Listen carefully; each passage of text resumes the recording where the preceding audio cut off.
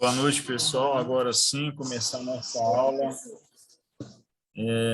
da residência em medicina intensiva do Hospital Metropolitano Dr. Célio Castro. Hoje o tema é a síndrome coronariana e AIDS sem supra, regime estável, falando aí das síndrome coronarianas não supra de ST. Quem vai falar hoje o nosso preceptor, doutor José Marcos Novaes Toledo, médico intensivista lá e horizontal da nossa unidade.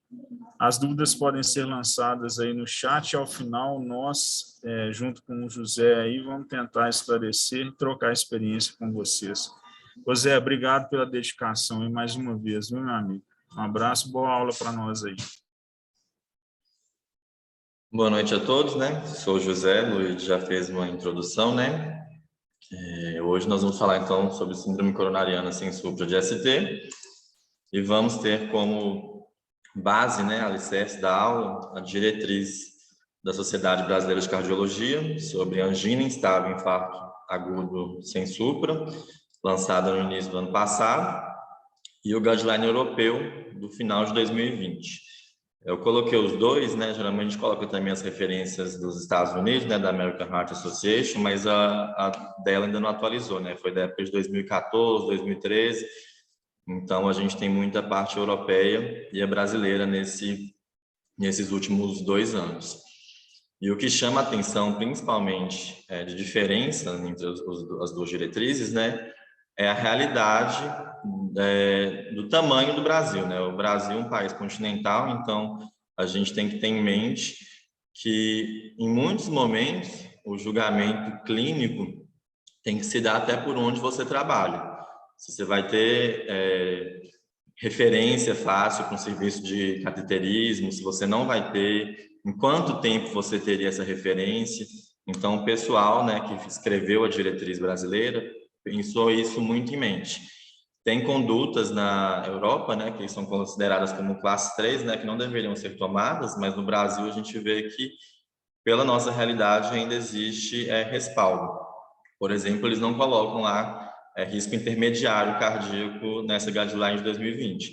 Na brasileira, eles optaram em manter pela questão do tempo até chegar no CAT, né? Então, realmente tem algumas mudanças e, por estar no Brasil, obviamente, nós vamos falar mais da diretriz brasileira. Para a gente também discutir os níveis de evidência, né, a gente tem que ver as recomendações dos níveis de evidência. As recomendações, a gente vai ter classe 1, 2A, 2B e 3. A classe 1 é algo que é consenso, né, que tem um peso muito forte, que deve ser seguido, que por estudo ou então por experiência com o tempo já se solidificou. A 2A é algo que a gente tende a tomar como verdade, né? A maioria aprova essa definição, que é algo que deve ser seguido. A 2B é algo que a gente ainda não tem uma maioria de acordo, e o 3 é algo que não é recomendado, que não deve ser feito. O nível de evidência, né? A gente tem A, B, C. O A realmente são diversos estudos randomizados, né? O que tem mais força. O B, a gente vai ter um estudo randomizado grande, ou então diversos estudos não randomizados. E o C, a gente tem opinião de especialistas, né? Muitas vezes os consensos vêm para solidificar também essa questão das opiniões. Aqui, a gente tem uma tabela que é muito interessante para começar a aula, que define lesão miocárdica e infarto agudo miocárdio. Então, lesão miocárdica é a elevação da troponina acima do percentil 99. Para a gente considerar que é aguda, essa elevação tem que ter uma curva, né? Que a gente fala, a troponina curvou. Então, ou é uma ascensão ou um declínio também do valor da troponina, geralmente em torno de 20%. Valores altos, mas persistentes, né, no platô, a gente vai falar de uma lesão miocárdica crônica. E para a gente falar de infarto, né, que é uma das etiologias, né, da síndrome coronariana sem supra, que é um infarto sem supra, né, a gente tem que ter essa lesão miocárdica aguda na evidência de uma isquemia. Então, a troponina vai falar para a gente de lesão, mas não fala que é isquemia. Pode ser isquemia ou não. A troponina é órgão sensível, mas não doença específica, né? A gente não pode falar que toda troponina elevada é infarto. Então, para a gente corroborar, né, a síndrome coronariana, não só o infarto, como também a angina instável, né, a gente tem que ter essa evidência de isquemia. Seria um sintoma sugestivo de isquemia aguda, né? Então, é principalmente a dor precordial, né, a precordialgia. 5% dos atendimentos em unidade de urgência, né, podem estar relacionados à precordialgia. Em unidades onde não tem referência de trauma, esse número pode chegar até 10%. E das precordialgias que são optadas pela internação, até 25% está relacionado à síndrome coronariana aguda, e é a principal causa de morte, né? Assim, dentre as causas por grupos, né, cardiovascular, infarto. Então, realmente tem uma importância muito grande para a saúde, né? Assim, para o atendimento, para a gente ter a questão também socioeconômica, né? Também que tem impacto no atendimento, na questão financeira do país também. Então, a doença é uma entidade, né, muito importante. Então, voltando nessa precordialgia, a gente tem que saber o local, a duração, o tipo, o fator que desencadeia ou que atenua para a gente classificar como típica ou não, né? Tem referências que falam em A, B, C, D, né? No A sendo muito provável, do B, D sendo contra, né? Então, a gente tem que caracterizar essa dor. E existem alguns pacientes, né, onde a precordialgia pode não estar no quadro. A gente pode ter sintomas associados, principalmente em idosos, sendo mais comum em acima de 70 anos, mulheres, pacientes diabéticos, ou então pós-CRVM, né? CRVM no contexto da alteração da inervação do coração, inclusive, né? Então, paciente que tem dispneia, que tem síncope, que tem congestão, que tem um edema pulmonar, mal-estar, isso pode ser o equivalente anginoso, né? Um sintoma sugestivo sem ser a precordialgia. E essa dor, inclusive, indica gravidade, né? Uma dor persistente, uma dor refratária, em alguns casos, mais para frente, né, a gente vai ver que auxilia até a tomada de decisão invasiva mais precoce. Com relação ao eletrocardiograma, né, que a gente vê abaixo aqui, né, nova alteração isquêmica ou nova onda que é patológica. O objetivo da aula é mais a gente discutir essas novidades, alterações, né, dessa diretriz. Questão de eletrocardiograma, acho que realmente vai ser ao longo dos 3 anos aí para quem está entrando na residência agora, né, e mais 2 anos aí para quem está no segundo, e a Ana no último ano, né, ainda tem tempo, sempre. Então, a gente tem que ver o eletro desse paciente, né, na unidade de emergência, sempre tem em mente que o eletro deve ser feito em até 10 minutos da admissão, e esse eletro pode ser, inclusive, normal. E nós deveremos seriar eletro também, né? Então, paciente com eletro normal não quer dizer que vai ficar sempre normal. Então, entre 10 15 minutos é bom repetir. O eletro vai ter implicação diagnóstica, né, e também prognóstica. Então, scores que a gente faz mais para frente, vocês vão ver que falam até em aumento de mortalidade quando o eletro está muito alterado. Exames de imagem, né, evidenciando nova alteração de contratilidade, perda de miocárdio viável, na questão do ecocardiograma. E no caso do infarto tipo 3, né, a gente tem a identificação do trombo intracoronariano. Então, seria no necrópsia que a gente veria essa lesão de isquemia, essa alteração com isquemia, né? Então, só parando um pouco agora, né, antes de ir para o próximo slide, a síndrome coronariana sem supra é uma dor torácica aguda, sem um supra no eletrocardiograma persistente. Esse eletro pode ter um supra que não é persistente, pode ter um infra, pode ter uma alteração de onda T, pode ter uma Q patológica, e o que vai definir se é um infarto sem supra ou se é angina instável é a troponina. A troponina positiva vai falar do infarto, que é um marcador de necrose, né? E a troponina negativa a gente vai caracterizar como angina instável. Então, aqui tem a classificação dos tipos de infarto, né? A última alteração foi agora em 2019, né? A 4ª definição internacional publicada pelo pessoal da Europa, né? Então, tipo 1 relacionado a evento coronariano com ruptura de lesão, erosão de placa, né? Tipo 2, desbalanço entre oferta e demanda. Tipo 3 é o paciente que tem morte súbita, né, o que a gente não quer. É o paciente que pode ser na necrópsia, então chega no pronto-socorro com um eletro de uma arritmia maligna, um supra, esse paciente acaba falecendo. O tipo 4 é dividido em A, B, C, é relacionado à intervenção coronariana percutânea, com menos de 48 horas, e aqui a troponina no percentil 99, 5 vezes. Trombose stent e reestenose intra-stent. E o tipo 5 pós-CRVM, com menos de 48 horas, e esse percentil 99 aqui, mais que 10 vezes. Então, quem é esse percentil 99 que eu falei algumas vezes até o momento, né? A cada 100 pessoas saudáveis, né, a população que não tem patologia, um grupo de controle, a cada 100 pessoas, 99 vão ter um valor de troponina abaixo desse percentil 99. Então, quando o exame está alterado, é muito sugestivo de uma lesão aguda ou crônica, né, do miocárdio. E a gente pode fazer essa curva de troponina, né, após a admissão no serviço de emergência, então até mesmo no CTI, no nosso caso, né, onde a gente pode ter uma troponina acima do percentil 99,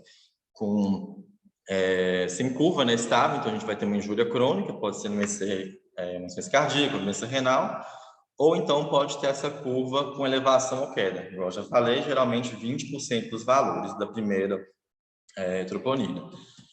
Esse 20% é algo que é até descrito na diretriz, mas o ideal é geralmente quando você pegar o resultado do exame, né, vai ter o kit, na maioria das vezes, descrito no laudo, né?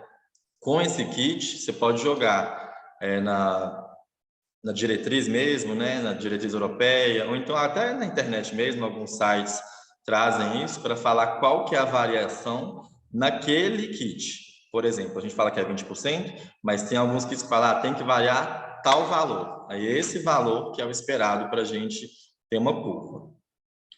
E aqui embaixo, na imagem, é o que eu já falei, né, em relação à curva. Acho que não tem que acrescentar nada aqui neste momento. Então, troponina é o exame de escolha, né, nesse momento. CKMB, mioglobina caiu por terra, né? A gente pode usar a CKMB em serviços que não é disponível a troponina, mas a troponina hoje em dia, sem sombra de dúvidas, é o que define o infarto. Tanto na definição, a quarta, né, que eu comentei agora há pouco, traz a lesão miocárdica aguda, que é a elevação de troponina. A troponina, então, a gente tem que ter em mente, né, com a proteína do miocárdio, né, que tem 3 porções que a gente pode medir, né, a troponina T, I e C. A C não é específica do músculo cardíaco, então, geralmente, a gente usa a T, e aí, para definir essa questão do infarto mesmo. Nós podemos ter 2 tipos de troponina, né, a convencional e a ultrassensível. A ultrassensível vem ganhando papel aí nos últimos anos, porque ela pode detectar valores 10 a 100 vezes menores do que a convencional. Tanto que um dos problemas que a gente tinha em relação à troponina convencional era o tempo de dor na admissão para curvar, né? Então, a troponina convencional, a gente vê aqui na terceira recomendação, né? Que geralmente você tem que fazer a aferição, né, na admissão, hora 0, e repetir geralmente com 3 ou 6 horas. Então, tem que ter um tempo maior. A troponina ultrassensível, a gente consegue ver esse valor na admissão, hora 0, e com 1 ou 2 horas. Então, com um tempo mais rápido, a gente já consegue definir uma curva de troponina positiva ou não.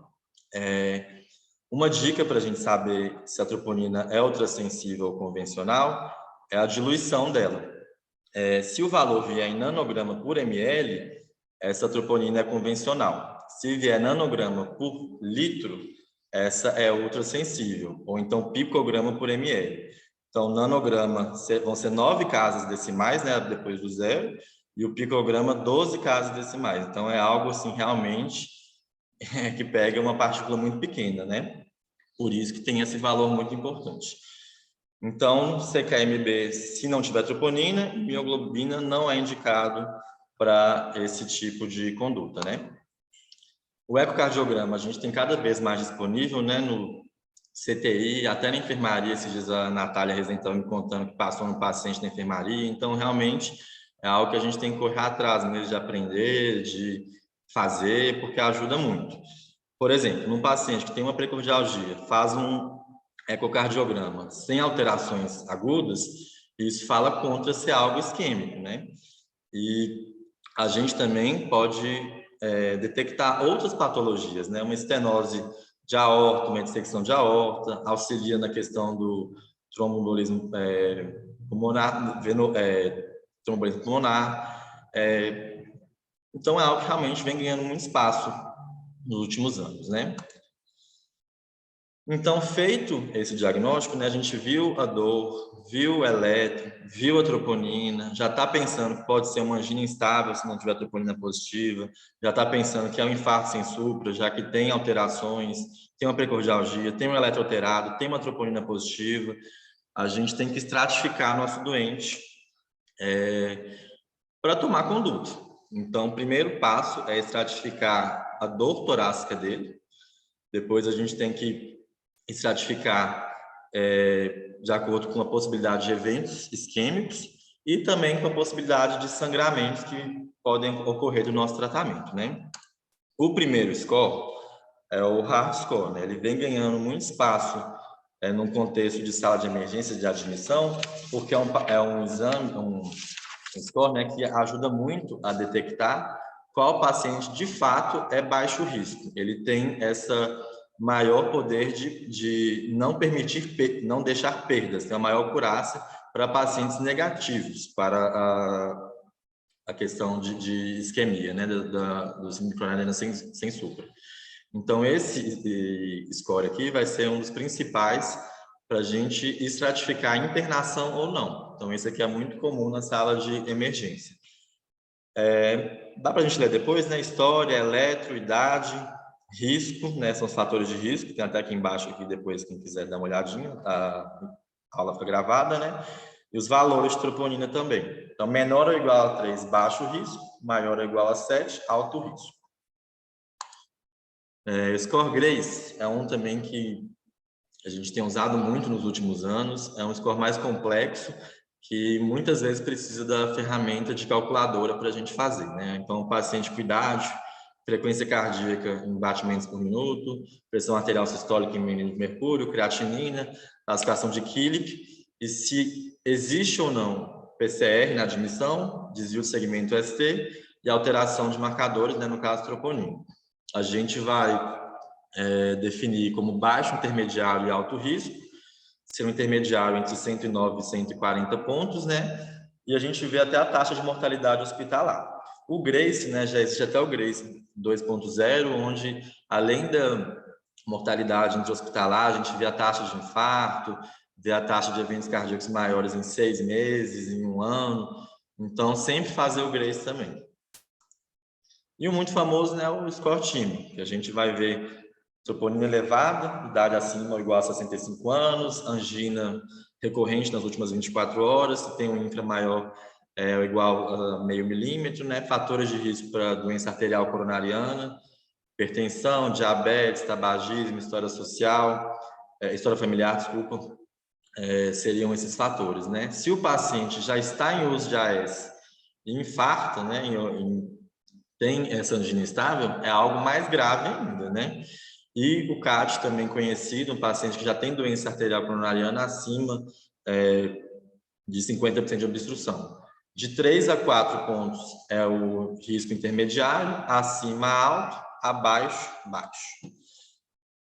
E aqui mais para ilustrar, o score Cruzade, que é o que a gente usa mais pela questão do risco de sangramento. A gente pode dividir também em baixo, moderado e alto, né?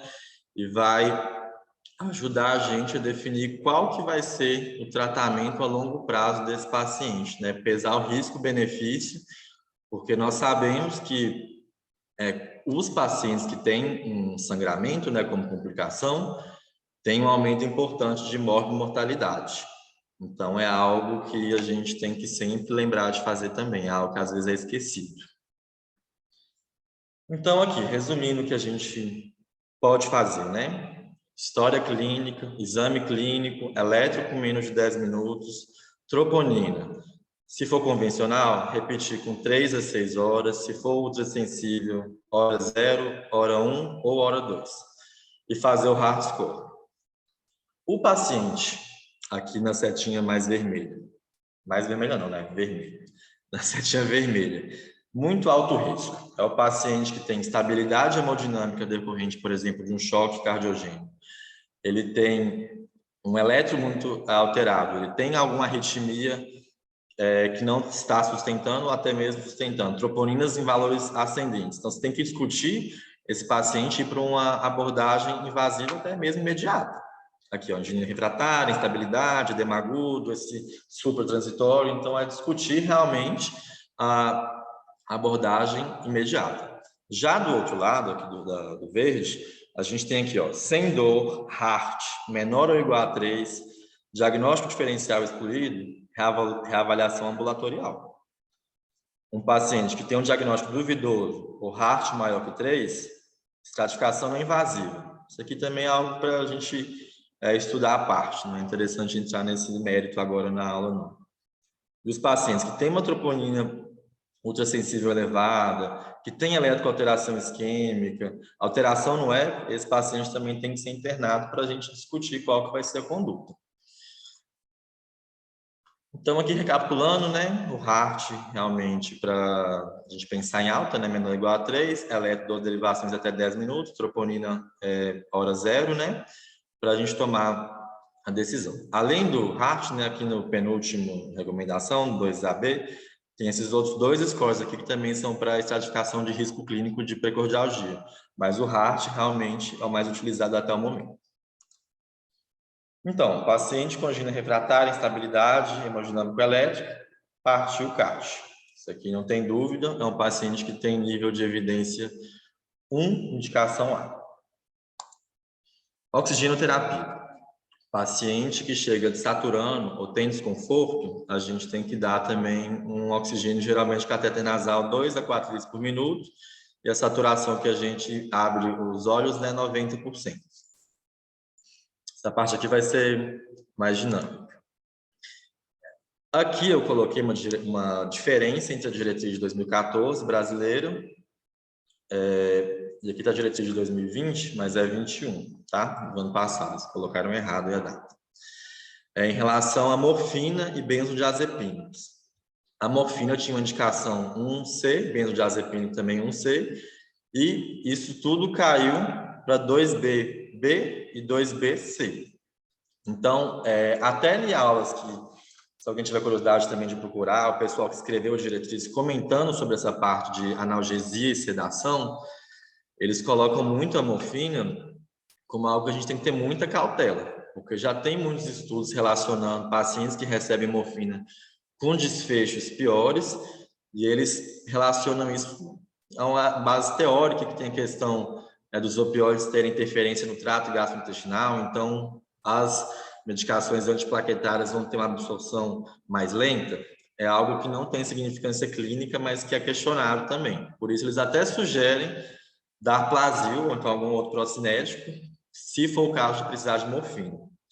E eles colocam também a morfina, na verdade, é uma quarta linha nessa questão de analgesia. A gente vai falar ainda, né, dos nitratos, beta-bloqueadores, que tem esse papel. Então, eles até falam assim, se o paciente está precisando de morfina, realmente ele não está precisando talvez de Crucat, que nível de dor é esse? E o benzodiazepínico também, cada vez tendo um papel menor no uso. Controle glicêmico, né, é algo que a gente sempre fala na terapia intensiva, independente da aula, que a gente sabe que diminui mortalidade. Paciente que é diabético, diagnosticado ou sem diagnóstico, né, geralmente são 30% desses pacientes têm piores desfechos, e se tiver descontrolado, o desfecho é pior ainda. Tem aumento de sangramento, então a gente tem que correr atrás, né, de deixar algo em torno de 70, 180, né, o valor da glicemia. E sempre também tomar cuidado para não ter hipoglicemia, né, não corrigir para mais, porque senão a gente pode piorar até essa área do infarto, tá? Terapia anti-isquêmica. Então, a gente começa com o papel do nitrato, né? Muitas vezes sublingual, né? A gente vai dar o Exordil, 5 miligramas, vai reavaliando, dando de novo, caso necessário. Os que melhoram com essa medicação falam até a favor dessa dor ser cardíaca, ser isquêmica mesmo, né? É um dos critérios. E a gente tem que ter em mente os mecanismos de ação, né? É uma medicação que vai ter um efeito venodilatador, periférico, e também vai ter uma dilatação das coronárias, né? Então, a gente vai diminuir o retorno venoso, vai diminuir o volume diastólico final no ventrículo direito, a gente vai ter o menor consumo de oxigênio por coronárias, né? Pode até diminuir a questão da agregação plaquetária por conta dessa dilatação em coronárias. Então, é uma medicação muito interessante para a gente usar. E ela, junto com algumas medicações, né, como o beta-bloqueador, que eu vou falar a seguir, são medicações que têm o consenso, né, de se usar a nível de evidência 1, mas não tem grandes estudos que corroboram, porque já é algo realmente que é medular para a gente, tem consenso, então, a nível de evidência 1A.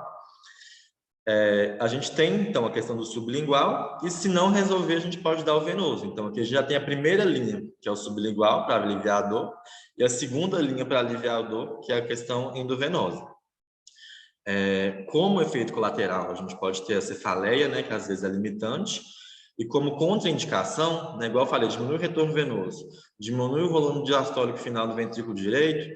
Então, a gente tem que ter o receio de dar em pacientes que têm... Receio não, né? Não usar em pacientes que têm infarto de ventrículo direito, pela questão da distensão cardíaca, né? Que vai gerar o débito cardíaco. Então, para a gente não complicar mais esse paciente. E em medicações inibidoras da fosfodiesterase 5, né? Sildenafil, tadalafila, 24, 48 horas de uso, também contraindicam essa questão do nitrato. A gente tem que ficar atento.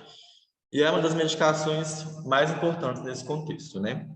Eu coloquei aqui condutas na emergência, estou falando das medicações, né? Então, são medicações que entram no contexto já da sala de emergência, no pré-hospitalar, e vão ficar aí até durante a internação, quiçá até após a alta, né? Por exemplo, o nitrato vai ter um papel antianginoso, né? E até mesmo de controle pressórico, que em alguns casos a gente pode indicar também o uso do nitrato. O beta-bloqueador, a gente tem que ter receio em utilizar, né? A gente tem que tomar cuidado em utilizar o beta-bloqueador. O nível de evidência também é forte, né? Mas a gente vê que tem uma mudança em relação à diretriz de 2014 para essa de 2021, com um cuidado maior para os pacientes que podem evoluir para choque cardiogênico. Aí na diretriz fala que a gente tem que pesar, né?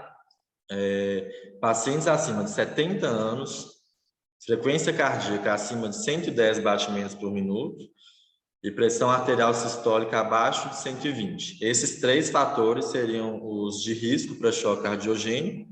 Então, a gente tem que ficar atento e evitar o uso nesse paciente. Vai ajudar na questão álgica também, né? E é indicado nos pacientes que têm alto risco isquêmico.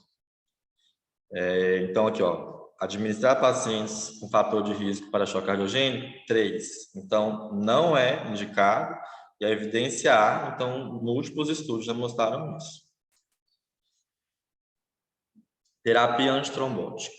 Aqui a gente entra nesse slide cheio de indicação, né? A gente tem aqui 1, 2, 3, 4, 5, 6, 7, 8, 9, 10.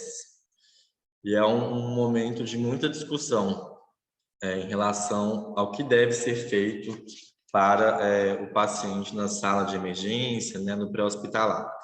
A gente já tem, final dos anos 80, 90, né, muito tempo, a questão do AS, né, que diminuiu muito a mortalidade, né, no evento agudo, uma profilaxia secundária também muito importante. Então, é uma droga que tem um pilar muito importante no tratamento dessa síndrome coronariana sem supra, né, infarto e angina instável, só para a gente lembrar. A gente tem que dar uma dose de ataque de 150 a 300 miligramas e manter de 75 a 100 miligramas por dia. Nos pacientes que têm alguma contraindicação, né, por alergia ao AS, a gente tem que dar um inibidor do receptor P2Y12, né, que aí vai ser o clopidogrel, o prasugrel e o ticagrelor, né. Esses novos antiagregantes, né, eles vêm do início dos anos 2000, entrando em evidência na questão da síndrome coronariana sem supra. O clopidogrel foi o primeiro, né? Tem um estudo do ano de 2001 do New England Cure, que fala que a gente tem que usar, né? Em 2007, o prasugrel, salvo em pacientes que a gente não sabe a anatomia, é o Triton, e em 2009, o ticagrelor entrou com o Plateau, né? Um outro estudo. Então, essas drogas estão sendo feitos estudos desde então, comparando uma com a outra, falando qual que é o melhor cenário de usar uma em relação à outra, e quando não usar. Então, aqui, ó, de baixo para cima, estratégia pré-tratamento com prasugrel, 3. Então, se a gente não sabe a anatomia, a gente não pode dar prasugrel. Então, chega um paciente num pronto-socorro, tem prasugrel lá, mas não tem como fazer CAT nas próximas horas, no próximo dia. Então, não vai dar prasugrel. Esse prasugrel vai ser dado só na sala de hemodinâmica pelo hemodinamicista, porque o risco de sangramento relacionado ao prasugrel é maior. Então, se esse paciente tem uma anatomia desfavorável, é trivascular, não tem como fazer um tratamento não cirúrgico, a gente aumenta muito o risco de sangramento desse paciente. Então, não usar prasugrel nesse cenário. Para o paciente que tem um risco de sangramento maior, o clopidogrel entra muito em destaque. Tem até um estudo que eu vou falar mais para o final, que realmente fala que quando os pacientes têm que ser anticoagulados, o clopidogrel entra em vigência. Agora, a discussão em relação ao segundo antiagregante, né, o inibidor, seria um momento de administrar ao paciente. Por quê? Se a gente tem um cateterismo indicado de maneira de urgência, né, igual aquele invasivo, né, de imediato, até 24 horas, os estudos não mostraram uma alteração muito grande na diminuição dos eventos isquêmicos. Então, existe segurança para a gente não dar na urgência esse segundo antiagregante, se o paciente for para o CAT até 24 horas, para, uma vez analisada a anatomia, o paciente vai receber o que for melhor para ele. Até porque, por exemplo, o clopidogrel, muitas vezes é 3, 4 horas para início de ação, então não tem essa proteção pré-tratamento, né, pré-CAT, igual se imaginava no passado. Claro que todos são indicados, né? Essa discussão aqui fica muito na base teórica para a gente, né, lá no Célio de Castro, porque a gente não tem a referência cardiológica neste momento, né? Algo pode mudar no futuro, né? Mas no momento não é algo que a gente possa oferecer. E também temos disponível o clopidogrel. Então é o que nós vamos utilizar, né? Clopidogrel, dose de ataque, e AS, dose de ataque também. Então, antiagregantes, essa questão aqui que eu falei, tá? Em seguida, a gente vem para os anticoagulantes. Então, anticoagulante para quem? Para todos os pacientes. Existe uma individualização também entre qual droga escolher para cada paciente. Esses pacientes que vão para uma estratégia precoce, né, ou então imediata, menos de 24 horas, são os pacientes de muito alto risco ou de alto risco, eles deveriam receber principalmente a heparina não fracionada. A gente faz uma solução venosa, né, faz uma dose de ataque, começa em bomba de infusão, para ter um manejo, até a despeito da questão do PTTA, né, para ter um manejo mais simples e para a gente evitar o que é chamado de crossover. O que é o crossover? É quando a gente começa, por exemplo, a enoxaparina ou fundaparinux e muda a preparina não fracionada. Então, esse crossover, ele aumenta o risco de sangramento. Então, se a gente começa nenhuma heparina, o ideal é usar ela dali para frente. O que a gente tem mais disponível aqui no nossa unidade, né, que a gente utiliza muito, é a enoxaparina, na dose de 1 mg por quilo subcutânea, de 12 em 12 horas. Para pacientes com mais de 75 anos, nós vamos dar 75% dessa dose. Paciente com clearance entre 15 e 30, a gente vai fazer 1 mg por quilo, de 24 em 24 horas. E essa droga a gente vai utilizar também para pacientes com até 150 quilos. Acima disso, a segurança diminui e o indicado é heparina em bomba, heparina não fracionada. Para pacientes obesos com mais de 100 quilos, pacientes com IMC acima de 30, o ideal seria a gente dosar fator 10 ativado também para a gente ter um controle. Infelizmente, não é a realidade nossa. Em pacientes,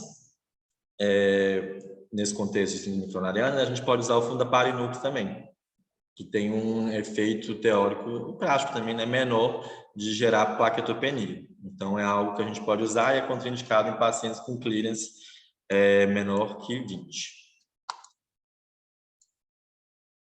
Essa imagem aqui é basicamente o que eu comentei na imagem anterior. Deixar um pouquinho aqui só para quando as pessoas forem rever, se quiser tirar um print ou algo do tipo, né? E aqui a gente tem um resumo dessa questão da síndrome coronariana aguda definida. Infarto sem supra, angina instável. Então, muito alto risco, a gente tem que fazer o cateterismo o mais rápido possível, geralmente com menos de 2 horas, dar heparina não fracionada em bomba, não pré-tratar, então não precisa dar o segundo antiagregante na sala de emergência. E a gente tem mais uma droga, né, que é o inibidor do receptor 2B3A, que é o mecanismo final da ativação plaquetária, né? A gente pode usar o anticorpo monoclonal, abciximab, né, ou agastrate. Se o paciente tiver uma carga trombótica alta, né, isso é feito o diagnóstico intraexame, ou tiver uma anatomia também muito alterada, tiver um tratamento com mais de 60 milímetros, se tratou mais de 3 artérias, então pode ser utilizado esse outro inibidor. Então, na verdade, seria uma tripla inibição plaquetária e o anticoagulante. Nesse contexto de usar o inibidor 2B3A, a gente mantém a anticoagulação concomitante. E aqui, diferenciando os pacientes que vão para o cateterismo com menos de 24 horas, a gente pode ver aqui também, ó, segundo antiagregante, preferencialmente na sala de emergência, mas é algo que pode ser discutido também com a equipe de hemodinâmica, né? Fala-se muito do HART team, né? Vai ter o intensivista, o emergencista, o cardiologista, o hemodinamicista para definir qual que é a melhor conduta desse paciente. Então, é realmente discutir o caso em grupo, né? Se o cateterismo com mais de 24 horas, a gente pode fazer o pré-tratamento, né? O pré-tratamento seria esse segundo inibidor, né? Do PY2, 2PY12, né? E o tratamento conservador, a gente vai manter o antiagregante e as medicações sem a necessidade de uma estratificação invasiva, né? O anticoagulante, a gente tem 3 possibilidades de até quando usar. A gente vai usar o anticoagulante ou até tratar o paciente, ou até chegar no 8º dia, ou até dar alta. Então, é o que for primeiro. Se eu tratei, tira. Se deu 8 dias, tira. Se eu dei alta com 5 dias, tira. Tá? Tem as doses também aqui das medicações na imagem. Acho que isso aí cada um olha depois também. E a internação em unidade UCO, né, unidade coronariana, sempre que possível, né, deve ser realizada até a conduta definitiva for tomada, e após a intervenção coronariana percutânea, esse paciente deve permanecer por pelo menos 12 horas ou até 24 horas, se não houver complicações. Se houver complicações, aos costumes, né? E eu coloquei aqui, ó, condutas durante a hospitalização. Então, além dessas medicações que foram faladas até agora, tem essas outras que ganham papel não só na emergência, não na emergência, mas refinar, né, no CTI, na enfermaria, no segundo momento. Então, a gente vai ter o bloqueador de canal de cálcio, né, muito importante nos pacientes que não toleram beta-bloqueador, né, acabou que eu não comentei lá atrás, né, mas os pacientes que têm DPOC, questão de broncoespasmo, não toleram, né, e também quem tem angina variante, né, que é Prismetel, que é em relação a vasoespasmo coronariano, né, tem indicação em ambos os casos 1 e B. E a gente vê aqui no final, ó, derivados de hidropiridínicos de início de ação rápida em pacientes sem uso adequado de beta-bloqueador. Então, se você iniciar essa outra medicação antes de tentar o beta-bloqueador de fato, está incorrendo em algo errado, né? Porque nível 3, então, não é indicado. A gente tem que tentar o beta-bloqueador salvo em contraindicações. hipolipemiantes. Na discussão de quando iniciar, eles até colocam que não tem alteração de mortalidade em pacientes que recebem essa medicação como pré-tratamento também ao CAT. Então, é o mais cedo possível, independente do nível de LDH, doses altas, né, de statina, mas que iniciar na sala de emergência não alterou mortalidade. E ezetimiba, né, claro, associado de acordo com a indicação. Inibidores, né, do sistema renina-angiotensina-aldosterona, a gente tem as indicações aqui. O IECA é sempre preferível, né, em relação ao BRA. A gente vai iniciar o paciente que tem hipertensão, tem diabetes, tem uma disfunção de ventrículo esquerdo. A espironolactona também pacientes que têm uma disfunção, que tem histórico de diabetes, insuficiência cardíaca, fração de ejeção baixa, né, abaixo de 35%. É isso. Próximo. Aqui para terminar, que eu comentei em relação ao paciente que tem a indicação de anticoagulação, né? A gente tem um estudo que chama Augustus, que é até bem famoso, ganhou muito espaço em 2019, que é até de um brasileiro também, cardiologista, que ele comparou qual conduta tomar no paciente que tem indicação de anticoagulação e acaba tendo infarto. O protótipo é o paciente com fibrilação atrial, que já usava uma anticoagulação, ou então não era diagnosticado, né, o FA não era anticoagulado. Como que a gente vai ter que fazer esse manejo?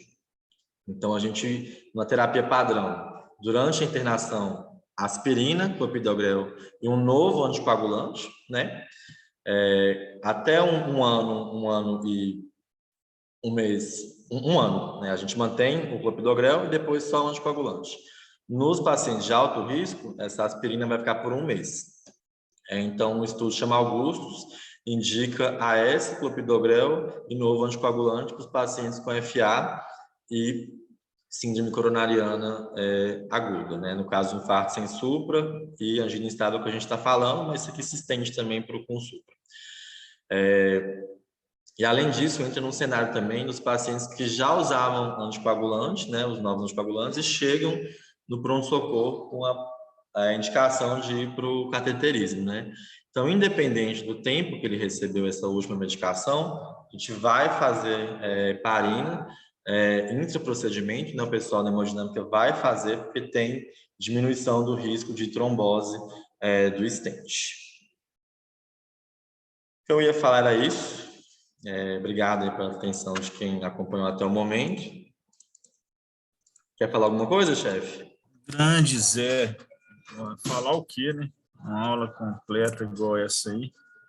Não esperava menos, mas só chamar parabéns, José. Obrigado aí pela excelente aula. Só chamar a atenção dos meninos aí, dos nossos residentes, principalmente, que você falou uma coisa aí que chamou muita atenção, que foi a incidência, né, do infarto como um todo. Muito grande. Em termos de números, coincidentemente, ontem eu estava lendo sobre mortalidade, né, as doenças que mais causam mortalidade aí na Organização Mundial de Saúde, para vocês terem uma ideia da importância do tema, por ano, o infarto é responsável em torno de 360 mil mortes no Brasil. Nós estamos falando só do Brasil. A pandemia, desde o início dela, lá em novembro de 2019, né, chegou no Brasil em março de 2020. Então, a nossa mortalidade na pandemia em 2 anos, né, que completou 2 anos agora, foi de 656 mil mortes. Então, se dividir isso aí por 2, o vírus Covid matou em 2 anos o mesmo que o infarto já mata há vários anos no Brasil. Então, se você parar para pensar que a gente tem medo do Covid, a gente tem que ter medo do infarto também, né? Assim como a gente tem que ter medo das doenças cerebrovasculares, né? Que é a principal causa, junto com o infarto, de mortalidade mundial. Dito isso aí, só para chamar a atenção dos meninos aí, que a gente está dentro da terapia intensiva, muitas vezes a gente esquece de avaliar aí o paciente como deve ser avaliado. Você vê lá no monitor, né? Não raro, infelizmente, a gente presencia as evoluções dos nossos colegas plantonistas só olhando o monitor, não é isso? O exame físico é o monitor do paciente. Então, a gente tem que ficar atento a alterações do paciente em relação à monitorização que ele se encontra. Então, às vezes, o paciente está entubado, está piorando, e quando a gente vai atentar para a piora do paciente, você percebe que passou batida aí um infarto, uma alteração do eletrocardiograma, e a gente fica de olho no monitor e esquece de pedir para rodar um eletro. Aí o paciente chama a paciente, os técnicos, o enfermeiro, às vezes nos chamam para avaliar o paciente, e fala, o paciente está estranho, o paciente não está legal. E a gente vai lá, o nosso paciente não vai queixar dor na maioria das vezes, porque ele está entubado. Ou ele está com dor de um pós-operatório de fratura de fêmur. E esse paciente infarta dentro do CTI.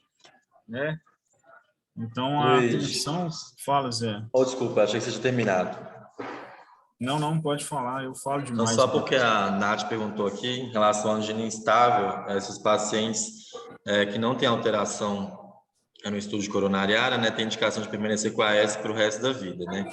Então, seria aí a questão de profilaxia primária, né? Então, a Cerise já respondeu aqui embaixo, que tem, né, em relação ao termo de TINOCA e MINOCA, né? Acabou que eu não coloquei na aula, tem na diretriz lá, acho que vale a pena todo mundo ler também, mas a gente tem uma alteração no miocárdio, né? Não responsável por uma doença aterosclerótica, né? Mas gera também essa indicação. Era isso, Cerise, que você estava respondendo também?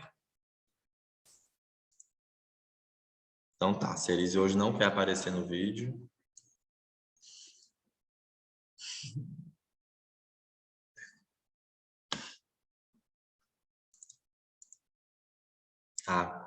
Aí nem pode aparecer, fazendo o baby dormir. Não, perfeito, Zé. Tem outra pergunta da Nath. O clopidogrel fica por um ano independente do risco? E aí, Zé? Não, aí seria no caso do paciente que tem o stent, né, para profilaxia secundária de trombose. Então, a gente manteria se tivesse indicação pós-stent. Só em relação ao que o Zé falou e observou, que não é uma prática das nossas unidades, que é o paciente permanecer internado após o diagnóstico de um infarto, né, sem supra, no caso que é a nossa aula de hoje, ele deve ficar na unidade coronariana até a realização do estudo invasivo. Como a gente não tem um serviço de hemodinâmica de referência, ou mesmo dentro do hospital que esteja funcionando, a gente dá alta para o paciente com 48 horas de assintomático. Se ele não tiver nenhum sintoma de piora clínica, a gente acaba dando alta, até porque na nossa logística do SUS Belo Horizonte, esse paciente vai para um cateterismo mais facilmente se ele tiver numa enfermaria do que dentro do CTI. Mas é um planejamento nosso, né, Zé? O Zé está me apertando aí, já tem umas 2 semanas com relação a isso, querendo resolver rápido. Eu concordo É complicado. com esse aperto, estou correndo atrás lá junto com a nossa gestão do hospital, porque nós temos uma máquina de hemodinâmica dentro do hospital, e uma das melhores que tem aí no mercado, e o pessoal usa para hemodinâmica periférica, né? Então, por questões de logística e de burocracia, o nosso hospital ainda não está autorizado. Mas em breve, viu, Zé? Nós vamos fazer, se Deus quiser. Amém. Então, mais alguma pergunta aí, meninos? O residente da cirurgia aí deve estar cheio de dúvida aí, né? Nós temos um residente da cirurgia aí, viu, menina? Nós somos Ô, Luiz, presidentes. eu tenho uma dúvida. Ei, Zé, parabéns Fala, pela doutora aula. Clarice. Na verdade, é no paciente que faz um infarto sem supra, vai para hemodinâmica e ele é multivascular. Vai tratar primeiro a artéria culpada. Nesse paciente, por exemplo, eu não sei, perguntando uma realidade diferente, por exemplo, no SUS, teria indicação de fazer algum antifibrinolítico ou realmente ele volta para a unidade e espera para ser reabordado? Esse paciente teria indicação de ficar triplamente protegido ou não? No mundo ideal, né, a gente teria que fazer o FFR, né, para colocar um catéter distal, a lesão... Vocês estão me ouvindo, gente? Fazer o FFR, né? A gente vai colocar um catéter distal, a lesão, um proximal, vai ter uma administração da medicação que vai levantar ver um estresse, né, nessa área, para a gente ver a diferença da oxigenação através de pressões. O FFR, para quem não conhece, é um cateterismo, né? E lá no cateterismo a gente vai ver a lesão e a discussão desse exame FFR se dá em parte porque muitas vezes no cateterismo, igual a Clarice comentou, você vai ver uma artéria que é culpada, mas você pode ver uma outra, em outra anatomia, né, que não é justificada pelo eletro e pelo eco, que pode ter uma obstrução, por exemplo, 70%. E muitas vezes a indicação era acima de 50%, né, de 60% de tratar. Então, se você vê uma artéria com acima de 70%, mas que não está na área culpada, o mundo ideal, né, é fazer esse FFR para a gente ver a diferença de pressão no leito distal ao proximal, você vai pegar um, dividir pelo outro, e através de pressão a gente vai inferir perfusão. Conta de matemática, ler artigo, isso aí não tem como a gente explicar agora rápido. E se tiver acima de 0,75 a 0,8, não tem um valor específico, você vai falar que essa área é bem oxigenada. Se tiver abaixo disso, fala a favor de tratar a lesão. Então, no mundo ideal, a gente tem que fazer o FFR para definir se trata ou não uma lesão que tem uma obstrução abaixo de 50%, 50% no território teoricamente culpado, ou então num território que não é culpado, com a estenose acima dessa porcentagem, mas sem correspondência nos exames. Ponto. Num local que a gente não teria a possibilidade de ir de forma rápida para uma revascularização cardíaca, sendo essa definida por um território difícil, né, igual a Clarice perguntou, a gente poderia pensar em manter a tripla, né, o AS, talvez o clopidogrel, o ticagrelor, e o inibidor da 2B3A, né, só que é algo que realmente é muito específico, não é a realidade nossa do HMDCC, nós não recebemos esse tipo de paciente, é algo que é muito rebuscado pela realidade nossa. Imagino que em hospitais SUS, que são referência, é o que se faz. Então, a indicação de pacientes com anatomia desfavorável, ou então com carga trombótica alta, é manter tudo. Respondi, Clarice? Respondeu demais, sucesso. Obrigada, viu? Isso aí, turma. Chegamos ao final da mais uma aula nossa aí, 8h59 britânicos, como sempre, Zé, parabéns mais uma vez. Semana que vem tem mais, todos estão convidados, e os nossos residentes, eu estou vendo que está todo mundo em casa aí. É uma pergunta que eu costumo fazer para vocês: o que vocês fazem de meia-noite às 6h, tirando o nosso Matheus Rabelo Soneca, que ele joga videogame, né? Então, aí a gente sabe. Mas antes de jogar videogame, ô Matheusinho, você pode dar uma estudada aí em síndrome coronariana e depois você vai lá para o seu joguinho.